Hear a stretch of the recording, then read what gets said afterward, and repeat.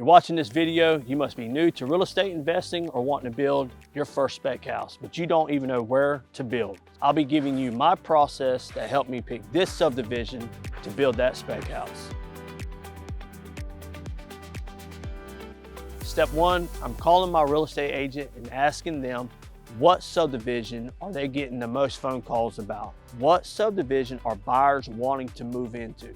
This is free knowledge. Real estate agents are boots on the ground. They're going to help you in guiding you in what subdivision they're getting the most phone calls about. Second part that you need to do is get in your vehicle and drive to the subdivision.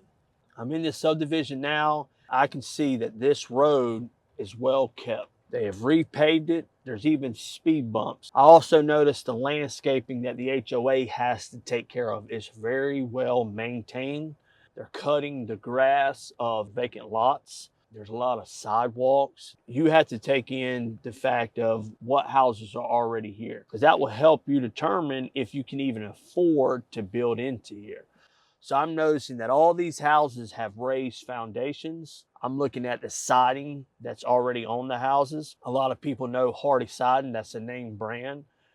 And when I first started off, the houses that I was building were monolithic slabs, which is your cheapest way, vinyl siding, which is cheap. If you're new and you're watching this channel, you're trying to make a decision if you can afford that. Is there a lot of action going on? Meaning, is there a lot of new construction? And that weighs heavily on decision making. So use the analogy of a restaurant. When you're out of town and you're wanting something to eat and you go into a restaurant that has nobody in there, you're thinking, all right, food's bad. Something's wrong with this restaurant. But then if you go to a restaurant and you're out of town, you go to a restaurant that there's a lot of people, you know that's a popular place. There's no difference in a community. If you go into a community and there's a lot of building, there's a lot of action, that's where a lot of people want to be at. But there's some subdivisions that, the subdivision can be 15 years old and there's just only a handful of houses. And you ask yourself, well, why is that? Well, there's nobody building in there. Nobody wants to be there. Another thing that's small that you want to look for are for sale signs on the houses. If I don't see a lot, that means one, I don't have any competition. And two, people will want to stay where they're at. And then of course you don't want competition because that can hurt you when it's build time. I'm not saying that, well, you can't sell a house. I'm just saying you're the only builder. Like I know in this subdivision, there is another builder, but he's not building spec houses. He's building custom houses. So I'm really the only spec builder in this subdivision. So it's a win-win for me. I'm also going to go by and see what amenities do they have. This subdivision in particular has a swimming pool. It has a gym. It has ponds that homeowners can go fishing in. When I'm going in this subdivision, I notice there's a lot of golf carts, and I look down by the community pool and there's a lot of bicycles and a lot of golf carts, and there's a lot of kids playing. So that helps me say, all right, well, this community's safe.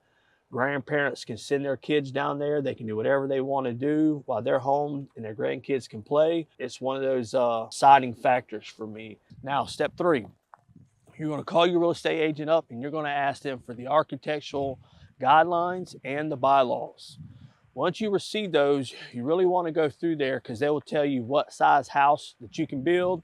It'll tell you what type of siding, if it needs to be on a raised foundation, and it'll also tell you what type of landscaping. I know in this community, it's told me that I need 50% native trees to this state, which I've never dealt with before. And once you've received that information, you go to step four, and you'll call your real estate agent up and you tell them, if I build I'm just giving you an example, a 1,500 square foot house with this type of siding that the HOA is requesting, this type of foundation that the HOA is requesting, what could I sell this house for?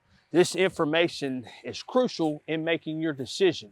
If you feel like you can sell a 1,500 square foot house for, I don't know, let's say $400,000 and it works for you and your real estate agent, you also want to ask them how long or days on market they feel like that house will sit there. That's also something very important you need to ask. Once I did all my steps, I asked my final question to myself. Could I see myself living here? I hear the new construction noise going on. I can see the water from the front porch. I see people walking, and it really helps me make a decision. Yeah, I can see myself living here. I believe my investment will be protected. If this video has helped you in any way, please like and subscribe.